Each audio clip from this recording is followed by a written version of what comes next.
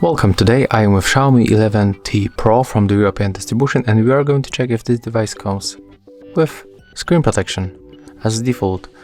So let's take a look on the screen.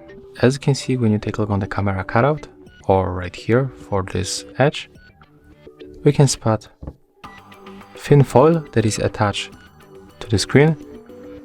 So it means that this smartphone comes to you with this protection.